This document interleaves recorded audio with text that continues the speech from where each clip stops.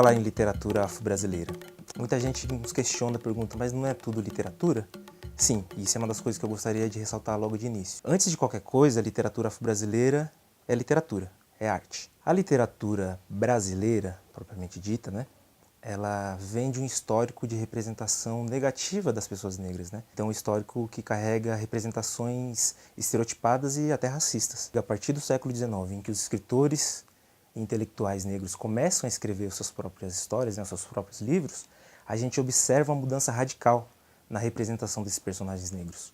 Então, a gente tem escritores, por exemplo, como Maria Firmina dos Reis, que ainda na primeira metade do século XIX, é uma escritora negra, já está escrevendo, e ela é considerada a primeira romancista brasileira,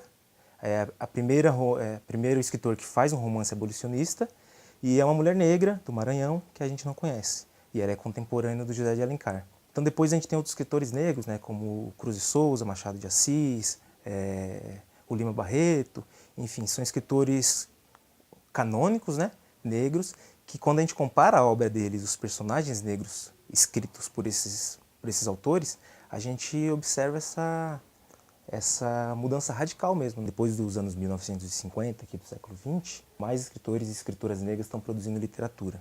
Então, o que significa isso? O que isso quer dizer? Que tem mais escritores mais escritores negros fazendo literatura e também a formação de um público leitor negro. Então, eu acho muito pertinente esse conceito de literatura afro-brasileira. E também acho que é importante dizer que literatura afro-brasileira é literatura, e é literatura brasileira. E tem um teórico, que é o Eduardo de Assis Duarte, que ele vai dizer que a literatura afro-brasileira, que é um segmento da literatura brasileira, que ela está ao mesmo tempo dentro e ao mesmo tempo fora da literatura brasileira. Então ela está dentro, na medida em que ela é um segmento da literatura brasileira, mas ela está fora porque ela está comprometida com essa visão de mundo não racista, né? E muitas vezes de enfrentamento ao próprio racismo.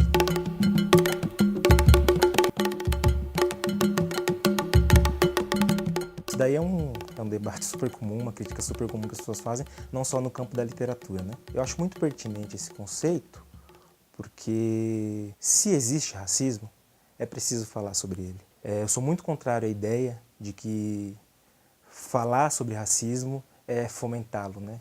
Então esses escritores estão comprometidos também com essa representação racial positivada, que não era um compromisso dos escritores brancos brasileiros em sua maioria, como ainda não é hoje, né?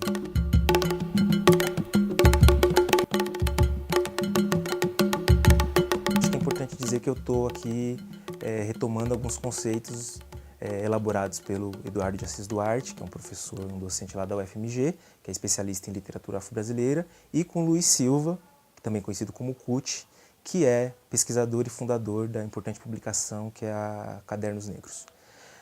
Esses dois autores eles vão elencar basicamente 5 aspectos assim, da literatura, para uma configuração da literatura afro-brasileira. O primeiro deles, né, é a temática. Então, um texto que se quer afro-brasileiro, ele diz respeito à história dos negros no Brasil. O segundo ponto é a autoria. O que isso quer dizer? Quer dizer que para um texto ser considerado afro-brasileiro, ele tem que necessariamente ser escrito por uma pessoa negra. Deve aparecer esse dado, né? Esse dado da raça do autor tem que aparecer na textualidade. A terceira característica dessa literatura, talvez uma das mais importantes, é o ponto de vista, né? Então é uma visão de mundo a partir de uma afrodescendência, né? Do ser negro no Brasil, da experiência do negro no Brasil, e é um ponto de vista que se coloca ao lado, né, dessa população, e é um ponto de vista que também se desdobra na própria construção dos personagens, né? O outro aspecto fundamental dessa literatura é a linguagem. O que é isso? Muitas vezes, quando a gente pega um texto afro-brasileiro, a gente percebe que tem uma linguagem que remete diretamente ou indiretamente à África, ou também à própria população afro-brasileira, né? E a última característica que eu gostaria de ressaltar aqui é a questão do público. Só depois da abolição, e muitas décadas depois, né, que vai se formar um público leitor negro. Então, esses escritores negros, e ao mesmo tempo em que esses escritores negros vão começar a produzir mais literatura. Mas eu queria fazer uma ressalva. Essas características, elas não precisam aparecer todas elas num texto para ele ser considerado afro-brasileiro, né? E esse precisar também pode ser problemático, né? Tem um poeta mineiro que é o Edmilson de Almeida Pereira, que ele inclusive vai falar justamente do perigo dessa classificação, né? Então o perigo que ele vai alertar também é disso não virar um manual.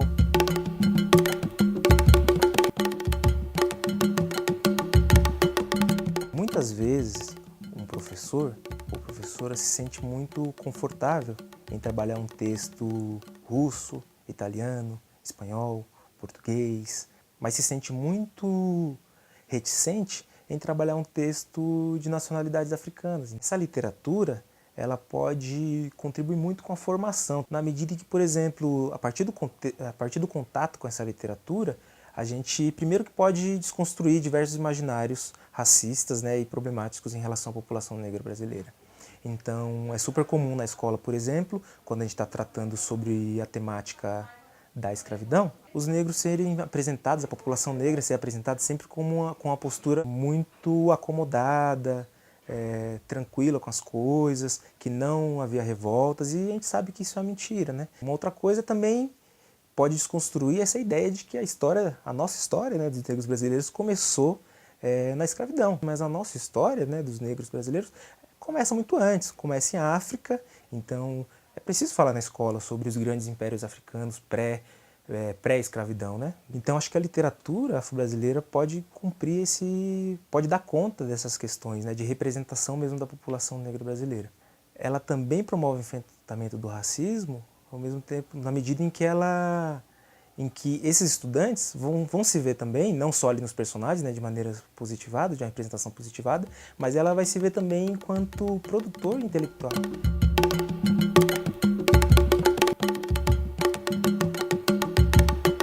É uma lei que não pegou, vamos dizer assim, que ela não pegou, ela infelizmente não está sendo trabalhada devidamente nas escolas brasileiras, tanto públicas quanto privadas. Essa é uma percepção geral de todo mundo da área, assim. Tem um pesquisador e professor, que é o André de Godoy Bueno, que ele fez uma pesquisa de mestrado em 2015, que é muito bacana e traz alguns dados que a gente pode mencionar aqui.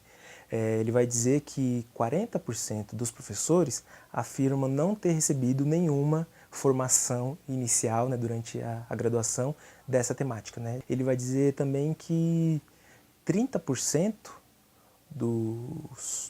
desses professores afirmam também não fazer nenhum trabalho dessa temática em sala de aula.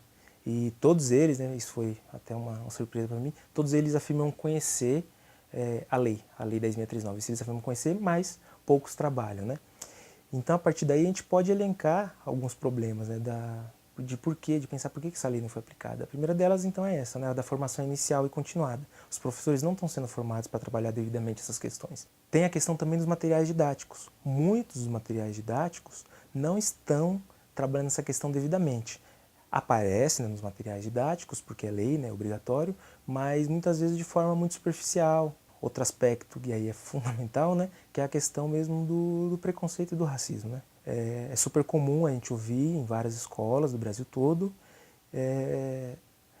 a queixa de professores que estão comprometidos com essas questões, das dificuldades que eles têm que enfrentar junto com os próprios estudantes, junto com pais, junto com a gestão escolar, sempre relacionando essas temáticas com coisas negativas, né? Então, quando vai falar da religião ou de aspectos culturais mesmo, muita gente já relaciona a coisas negativas, né? Como mal, enfim, é uma representação toda estereotipada e racista. Nesse sentido, pensando nos professores de língua portuguesa, que aí é a minha área, né? Eu penso que as literaturas africanas e afro-brasileira pode ser uma importante estratégia para a aplicação da lei, né? A partir da leitura desses textos, eu posso ir trazendo uma série de temáticas, né, relacionadas à população negra, né? E isso é um movimento assim, metodológico que eu gosto de pensar bastante. Não é pegar as coisas que estão acontecendo, né, no mundo e ver se elas, né, aparecem ali no texto. É justamente o contrário, né? Essa abordagem que o Antônio Cândido falava bastante, né, o professor Antônio Cândido, que é a partir do texto você enxergar essas questões. O que aparece nesse texto, né? Quais são as questões ali, né? Como que os alunos recebem esse texto? O que chama a atenção deles ali a partir da discussão desses textos literários?